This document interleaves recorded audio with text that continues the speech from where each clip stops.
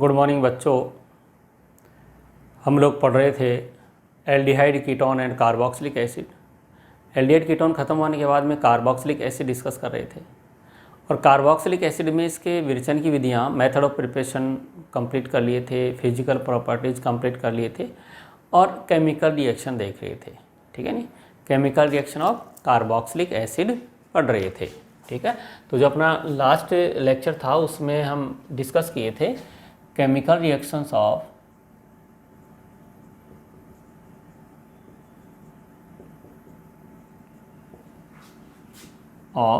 Carboxylic acid.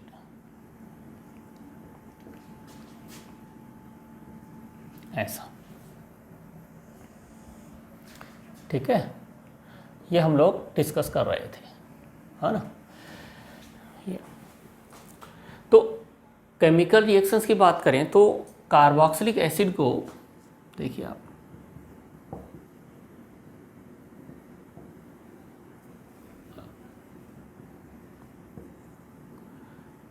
या यहाँ हो सकती है बेंजीन वाले, ऐसा। ठीक है, तो अगर आपको याद हो तो मैंने ये कहा था कि कार्बोक्सिलिक एसिड की जो रासायनिक अभिक्रियाएं हैं उनको हम अलग अलग समूह में विभाजित करके पढ़ते हैं। जैसे यहाँ से हमने ए रिएक्शन ये ली थी, ए में ये बताया था वह अभिक्रियाएं जिनमें OH बंध टूटता है, जो कि इसकी एसिडिक नेचर की अभिक्रियाएं थी। वो अभिक्रियाएं जिनमें OH बंध टूट रहा था वो कार्बोक्सिलिक अम्ल की अम्लीय प्रकृति की अभिक्रिया थी और उसमें आपने पढ़ा था सोडियम के साथ अभिक्रिया, क्षार के साथ अभिक्रिया। इसके बाद में यहाँ ये थी बी टाइप रिएक्शन। ठीक, बी जो था उसमें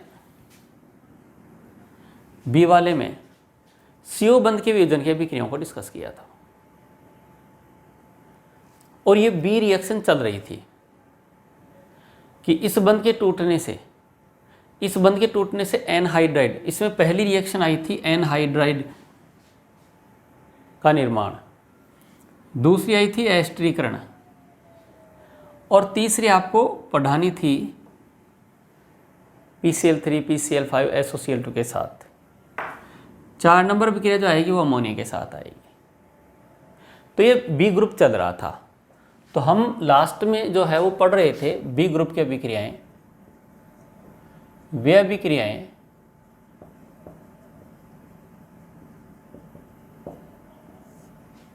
जिनमें CO ये बंध टूटता है। कार्बोक्सिलिक एसिड की रिएक्शन पढ़ रहे थे जिसमें पढ़ रहे थे वे अभिक्रियाएं जिनमें CO बंध टूटता है, यानी ये वाला बॉन्ड ब्रेक होता है, ये वाला। और इसमें पहली रिएक्शन हो गई थी एनहाइड्राइड का निर्माण, दूसरा हो गया था एस्टरीकरण यानी एस्टर का निर्माण, तीसरा आएगा PCl3 PCl5 तथा SOCl2 के साथ। यस, तीसरी जो रिएक्शन है वो हम पढ़ेंगे PCl3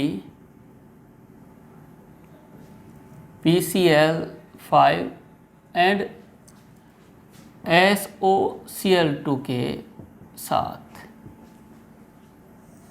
ये पढ़ेंगे। ठीक है,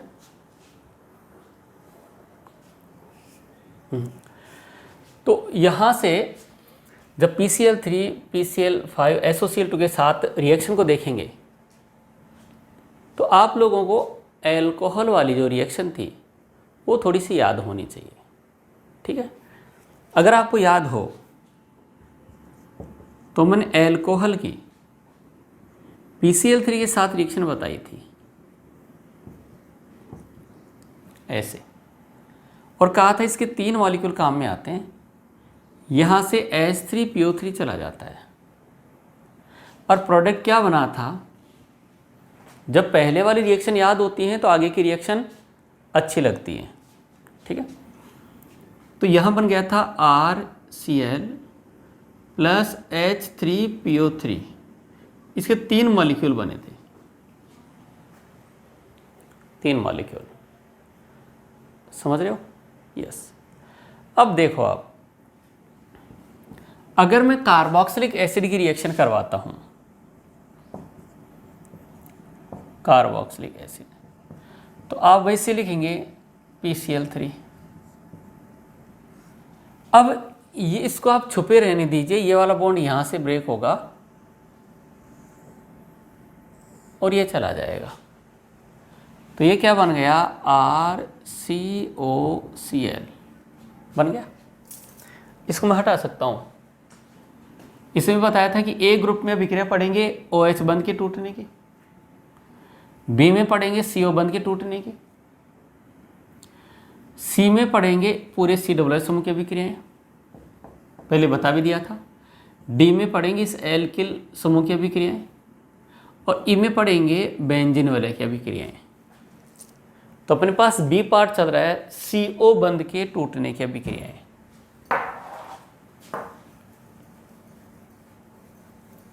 बच्चों यहां से देखिए कितने मॉलिक्यूल लेंगे आप, 3। तो एक क्लोरीन इस पर आया, एक मॉलिक्यूल पर, दूसरा दूसरे पर आया, तीसरा तीसरे पर आया, तो यहां बन गए 3 मॉलिक्यूल। साथ में यहां ये निकल गया H3PO3। तो जैसा एल्कोहल में हुआ था उसी टाइप से रिएक्शन हो रहा है, बस CO जिंदा है। दूसरी रिएक्शन देखो आप,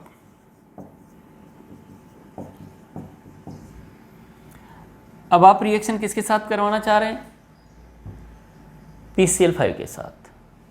अगर आप एल्कोहल में देखें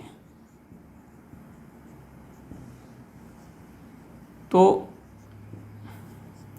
PCl5 के साथ ऐसी रिएक्शन करवाया था, तो यहां बना था RCl,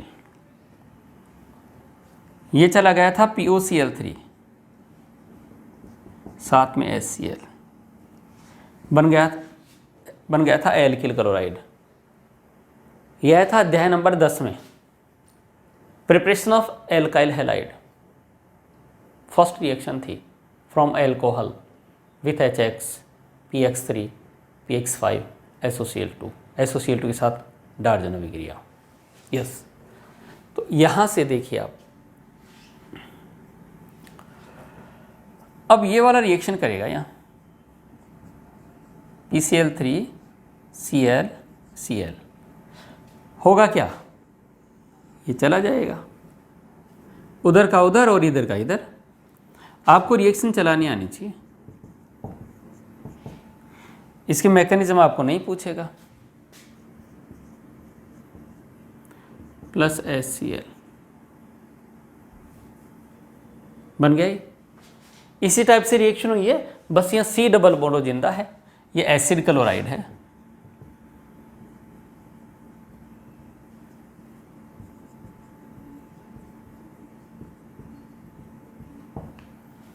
एसिड क्लोराइड हो गया। यस, इसके बाद देखो, अगर मैं रिएक्शन करवाता हूं SOCl2 के साथ, तो वहां भी मैंने इसे बताया था कि एल्कोहल है। क्या बच्चों, एल्कोहल, और इसकी रिएक्शन SOCl2 के साथ होती है। तो SOCl2 का आप ऐसे लिखते हैं, SO2 चली गई, बनना था RCl, SO2 प्लस HCl, यहां लिया था पिरीडीन। जब एल्कोहल की रिएक्शन SOCl2 के साथ पिरीडीन की उपस्थिति में होती है तो एल्किल क्लोराइड प्राप्त होते हैं, और इसको आपने डार्जन रिएक्शन बोला था। रिवीजन जरूरी है भाई, बोला था डार्जन अभिक्रिया। क्या बोला था, डार्जन अभिक्रिया। तो यहां से डार्जन अभिक्रिया में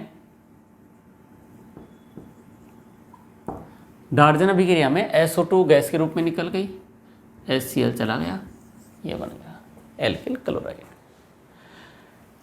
वहां ये कहा था कि डार्जन अभिक्रिया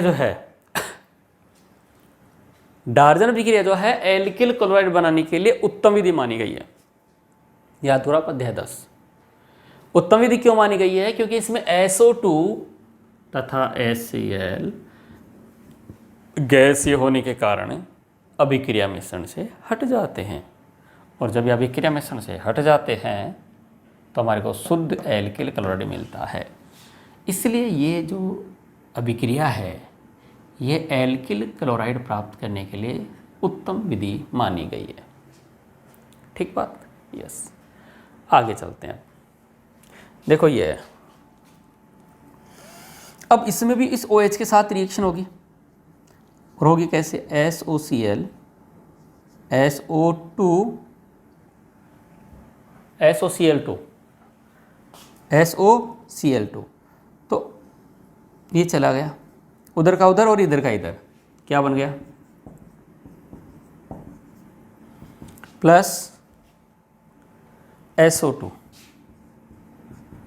प्लस HCl, तो ये भी क्या बन गया? Acid chloride.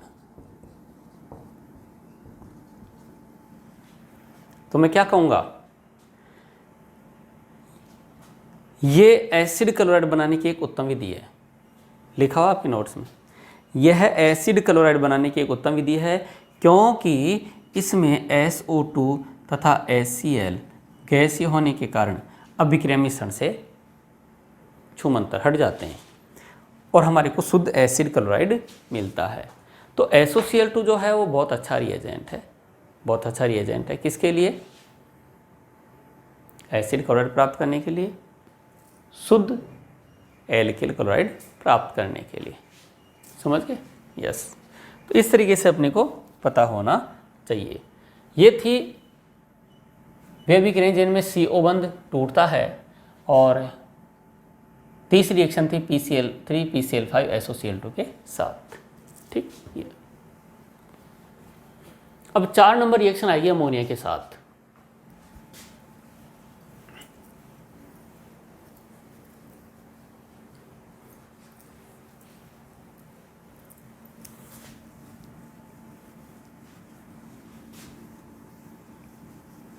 बच्चों अमोनिया जो है वो NH3 है, और ये किसी अम्ल के साथ में क्षारीय व्यवहार प्रदर्शित करती है। ठीक है, देखते हैं आप।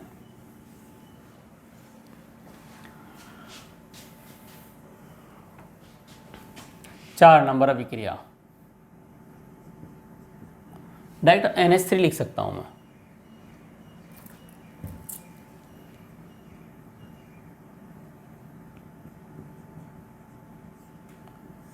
अमोनिया के साथ, बच्चों अमोनिया के साथ जो रिएक्शन होती है ना, वो पहले लवण बनाती है। देखो कैसे, RCOOH है, ये कार्बोक्सिलिक एसिड है।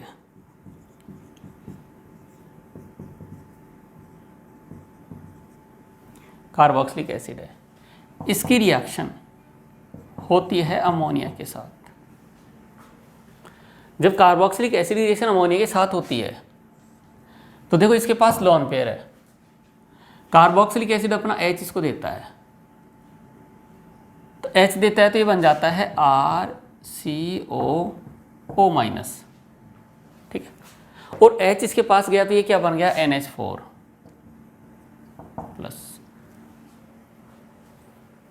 ये लवण है भैया। अगर यहाँ प्लस नहीं बता रहे हो तो यहाँ माइनस मत बताओ। अगर इस लवण को आप गर्म कर रहे हैं, तो बच्चों यहाँ से H2 हट जाता है, ये ऑक्सीजन, और यहाँ से 2 हाइड्रोजन। H2 के हटने से बनता है एमाइड। यस, तो इस तरीके से अमोनिया के साथ रिएक्शन है, और इसमें फाइनली हुआ क्या है? यहाँ से OH टूटा है। ठीक है, इसका OH गया है इसके H के साथ। एक उदाहरण ले लेते हैं एसिटिक एसिड का।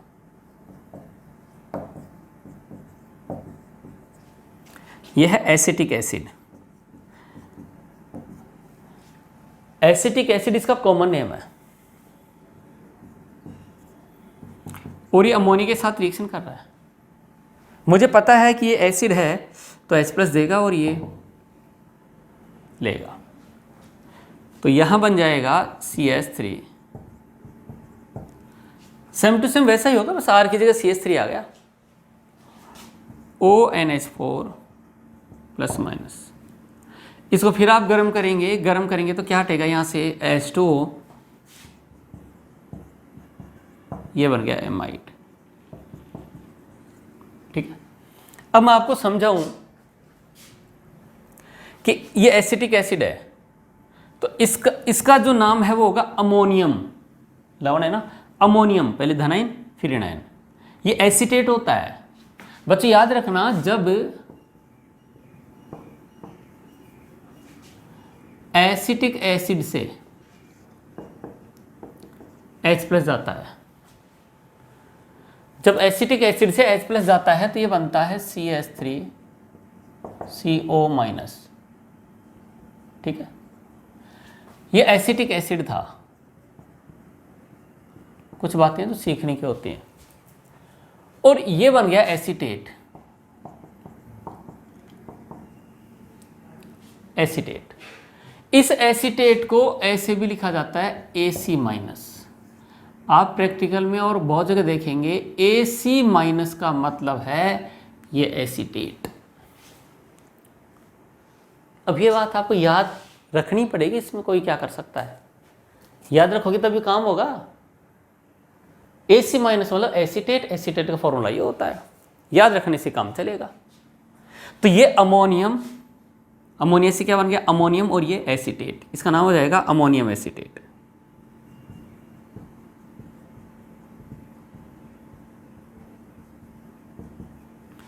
अमोनियम एसीटेट, और इसका नाम होता है एसिटामाइड। क्या होता है एसिटामाइड, ये इसका कॉमन नेम है। अगर इसका IPC नोमेनक्लेचर करना चाहोगे तो 1 2 आप बोलेंगे इथेनामाइड,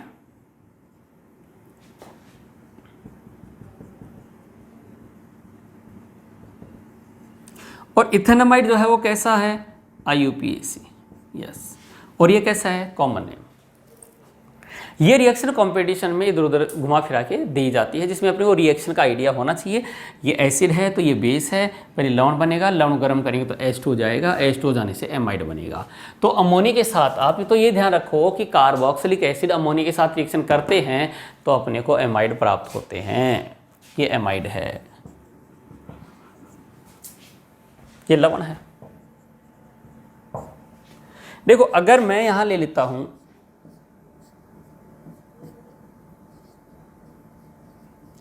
COOH, इसका नाम है बेंजोइक एसिड।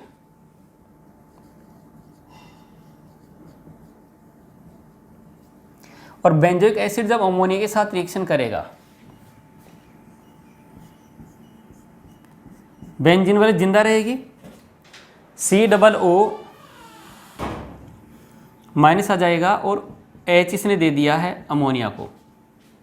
अगर आप ऐसे नहीं बताते हो तो कोई दिक्कत नहीं है, अंडरस्टूड है वो, ये लो। और फिर इसको आप क्या करेंगे, इस लवण को आप क्या करेंगे गर्म करेंगे, गर्म करेंगे तो इसमें से H2 हो जाएगा,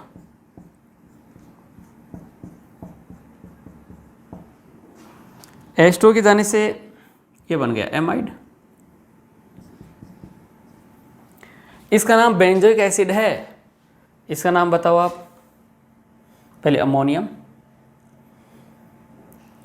और ये था एसीटेट, अमोनियम एसीटेट, तो ये अमोनियम बेंजोएट।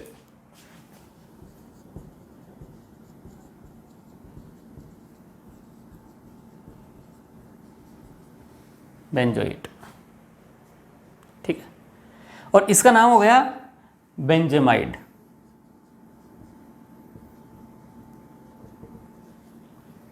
बेंजेमाइड, IUPAC से नाम हो जाता है बेंजीन कार्बोक्सामाइड।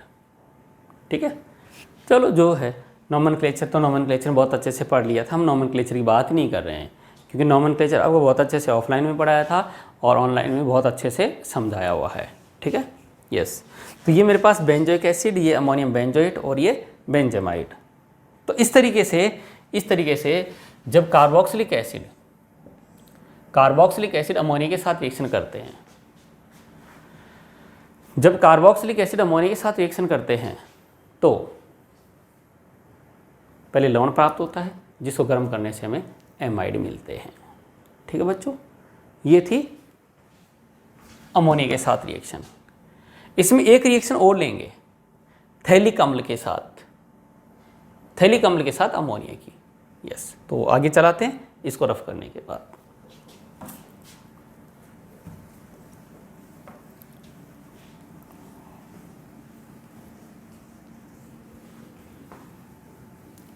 बच्चों आप लोगों को मैंने कॉमन नेम बताए थे, क्लास में बहुत अच्छे से लिखवाया था, याद करो। आए थे बेंजीन पर 2 COOH यानी थैलिक अम्ल, आइसोथैलिक अम्ल, टरथैरिक अम्ल।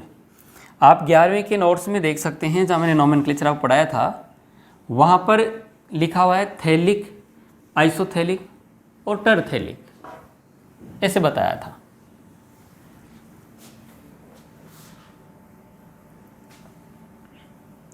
देखो आप, अगर बेंजीन वलय पर, इधर समझाता हूँ, हमेशा याद रखो ये चीज़ें बहुत काम आती हैं।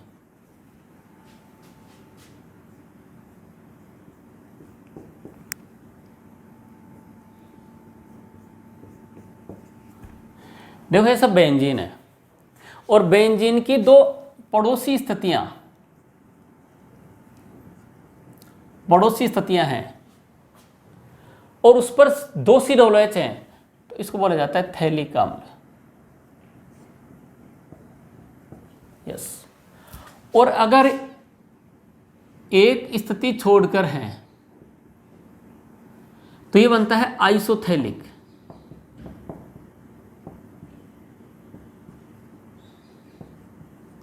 आइसोथैलिक अम्ल, और एक दूसरे के विपरीत सिरे पर हों तो इसको बोला जाता है टरथैलिक अम्ल। क्या बोला जाता है बच्चों? टरथैलिक अम्ल। तो हम यहां अमोनिया के साथ रिएक्शन करवाने के लिए क्या ले लेते हैं? थैलिक अम्ल ले लेते हैं। तो देखो अपने पास थैलिक अम्ल यहां बनेगा,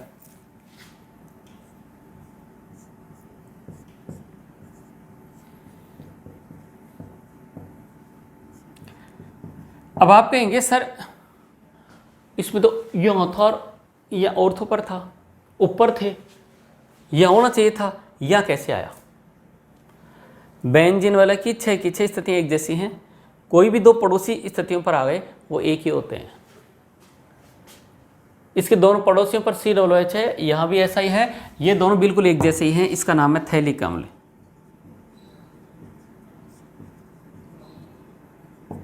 थैलिक अम्ल। रिएक्शन किसके साथ करवानी है? रिएक्शन करवानी है अमोनिया के साथ। 2 मॉलिक्यूल काम में आते हैं, क्योंकि एक मॉलिक्यूल इसके साथ रिएक्शन कर लेगा तो दूसरा मॉलिक्यूल इसके साथ रिएक्शन करेगा, तो यहाँ पर एक के साथ 2 मॉलिक्यूल रिएक्शन करते हैं, 1:2 रेशियो में रिएक्शन करते हैं। लवण यहाँ भी बनेगा और लवण यहाँ भी बनेगा, बना देते हैं।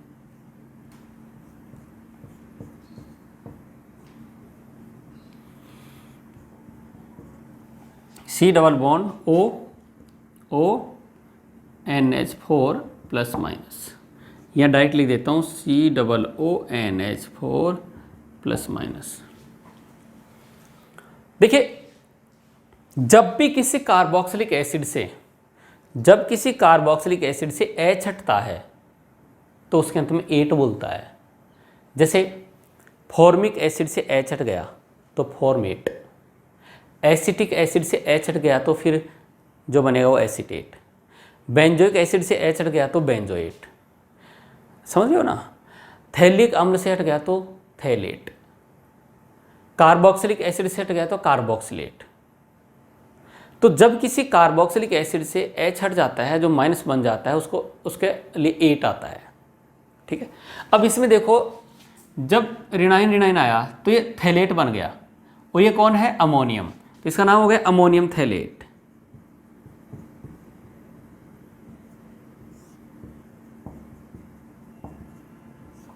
Ammonium phthalate. जब इस अमोनियम थैलेट को आप क्या करेंगे? गरम करेंगे तो 2H2 जाएगा, एक H2O यहाँ से, एक H2O यहाँ से, देखो आप,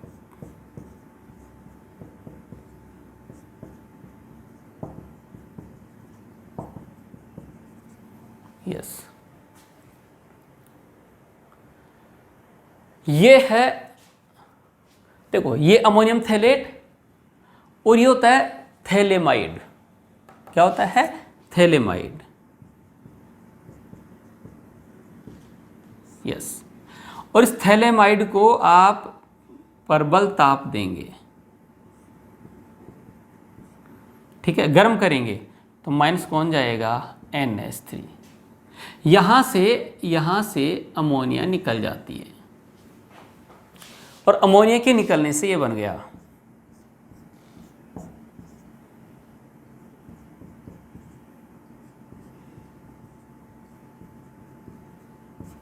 ये बन गया, इसका नाम है थैलीमाइड।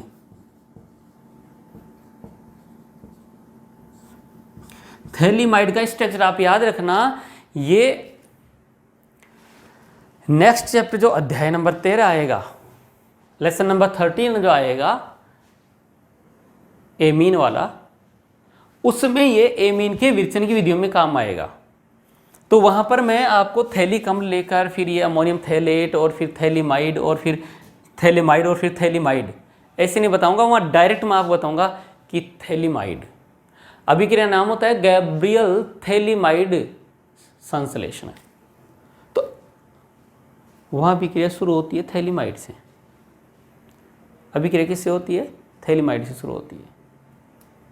तो यहाँ से कौन चला गया? NH3 चला गया। NH3 के जाने से ये बन गया थैलीमाइड।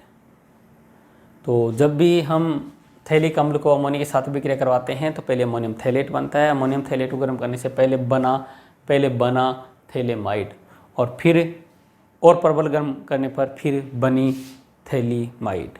तो पहले बना थैलेमाइड फिर बनी थैलीमाइड, ठीक है। ये थैलामाइड और ये थैलीमाइड, समझ में आई बात? इस तरीके से आप कार्बोक्सिलिक एसिड की अमोनिया के साथ अभिक्रिया को कंप्लीट कर लेते हैं, ठीक है जी। तो हम क्या पढ़ रहे थे? कार्बोक्सिलिक अम्लों की रासायनिक अभिक्रियाएं, ठीक है, कार्बोक्सिलिक अम्लों की रासायनिक अभिक्रियाएं, ठीक। जिसमें आपने पहली किसके साथ देखी? इसमें इस ग्रुप में कौन किसके साथ देखी आपने? दोनों के साथ, एनहाइड्राइड का निर्माण। दूसरी देखा एस्टर का निर्माण, एस्टरीकरण, ठीक है कि नहीं।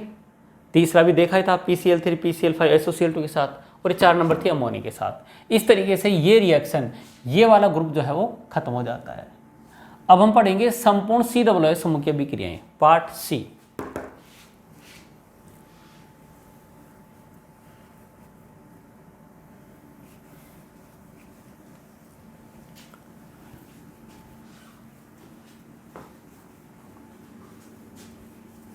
बच्चों ये जो पढ़ रहे हैं ना, ये सब इम्पोर्टेंट हैं, रिएक्शन चलानी आनी चाहिए।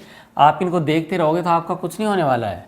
आप इनको देखेंगे, समझेंगे, और जब बिना देखे लिख लेंगे तब समझ जाओ कि आप कुछ कर सकते हो एग्जाम में। वरना ऐसे लगेगा यार सुना हुआ तो लगता है, पढ़ा भी है, पर मैं क्या लिखूं, हाथ लिख ही नहीं पाएगा।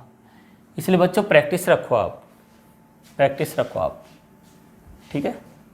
यस, हाँ, अब ले लेते हैं COOH समूह की रासायनिक अभिक्रियाएं। COOH समूह की रासायनिक अभिक्रियाएं, देखो COOH समूह की रासायनिक अभिक्रियाओं में पहली जो आती है वो आती है अपचयन। अपचयन यानी कि रिडक्शन। यस बच्चों, अपचयन की कहानी मैंने पहले आपको बता दी थी, और ये बताया था कि ऑक्सीकरण और अपचयन एक दूसरे के विपरीत चलते हैं, एक दूसरे के विपरीत चलते हैं, ठीक है। हाँ, अगर आप एल्केन का ऑक्सीकरण करवाते हैं तो एल्केन के ऑक्सीकरण से क्या बनेगा? एल्केन के ऑक्सीकरण से बनेगा एल्कोहल, एल्कोहल के ऑक्सीकरण से, एल्कोहल के ऑक्सीकरण से एल्डिहाइड कीटोन, एल्डिहाइड कीटोन के ऑक्सीकरण से क्या बन जाएंगे? Carboxylic acid. तो अपचयन उल्टा है, अपचयन उल्टा है। कैसे? कि आप ले रहे हैं क्या? कार्बोक्सिलिक एसिड, तो उसके अपचयन से क्या बनेगा? एल्डिहाइड, एल्डिहाइड के अपचयन से क्या बनेगा? एल्कोहल, एल्कोहल के अपचयन से एल्केन। ध्यान दो आप कि बात अपचयन की कर रहे हैं और वो भी क्या? Carboxylic acid. अगर मैं यहाँ कोई कार्बोक्सिलिक एसिड लेता हूँ, समझा रहा हूँ, और इसका मैं करवा रहा हूँ अपचयन, 2 हाइड्रोजन आएंगे, एक इसको लेकर चली जाएगी और एक यहाँ आ जाएगी, क्या बन गया? एल्डिहाइड। यस। इसके बाद देखो आप, यहां फिर इसका मैं अपचयन करवा रहा हूं, अपचयन कराऊंगा तो 2 हाइड्रोजन आएंगे, इस पाइबंद को तोड़ेंगे और पाइबंद को तोड़कर एक ऐसी यहां जाएगी, एक ऐसी यहां जाएगी और ये बन गया एल्कोहल। ठीक। अब अगर इसका फिर से आगे अपचयन करवाया जाता है तो फिर यहाँ 2 हाइड्रोजन आएंगे और एक इसको लेकर चली जाएगी और एक यहाँ आ जाएगी, ये बन गया RCH3 + H2, यानी ये एल्केन है। क्या बच्चों? एल्केन। ये क्या है? एल्कोहल।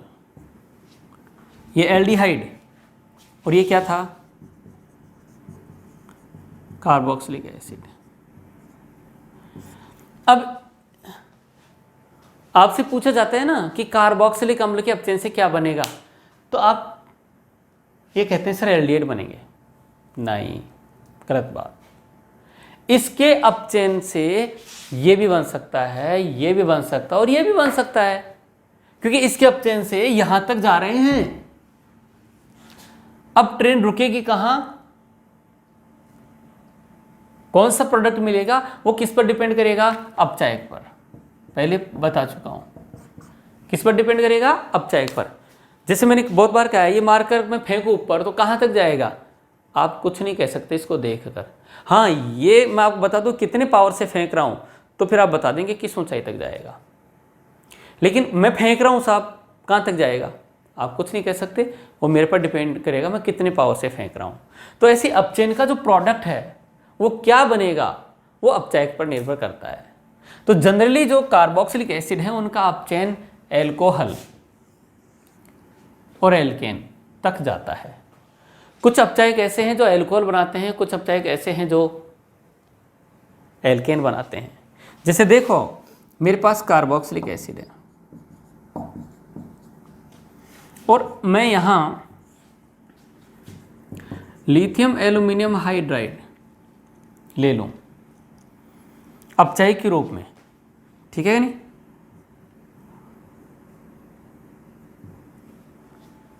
तो अपचायक के रूप में अगर मैं लिथियम एल्यूमिनियम हाइड्राइड ले लेता हूं, लालाजी ले लेता हूं, तो ये क्या करता है, यहां से 2 2 4 हाइड्रोजन दे देता है। ये यहां 4 हाइड्रोजन काम में आती हैं और इसका अपचयन एल्कोहल में हो जाता है।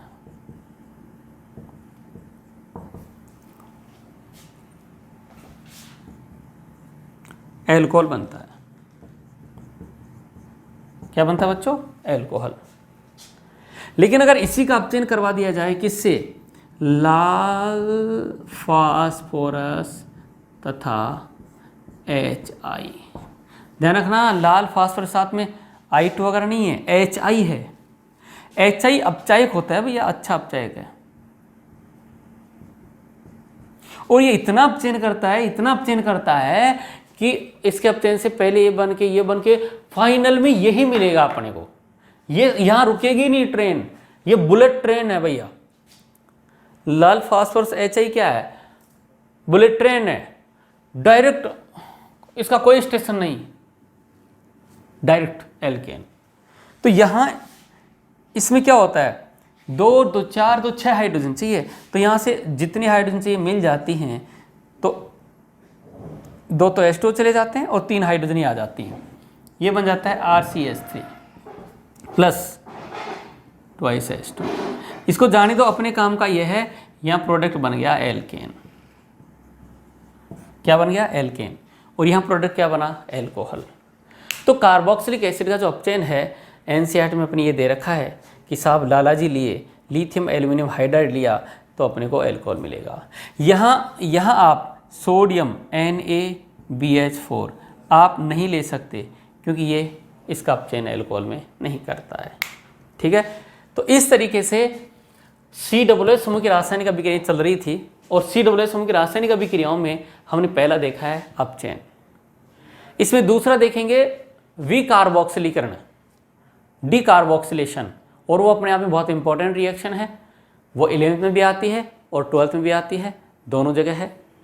12th में तो ये कह रखा है, 11th में पढ़ लिया था और हम 11th में पढ़े नहीं थे, उसको यहीं पढ़ेंगे 12th में। ठीक है बच्चों, तो इस लेक्चर को तो अपन यहीं फिनिश करेंगे और नेक्स्ट लेक्चर मिलेंगे दूसरी रिएक्शन विकार्बोक्सिलीकरण। धन्यवाद।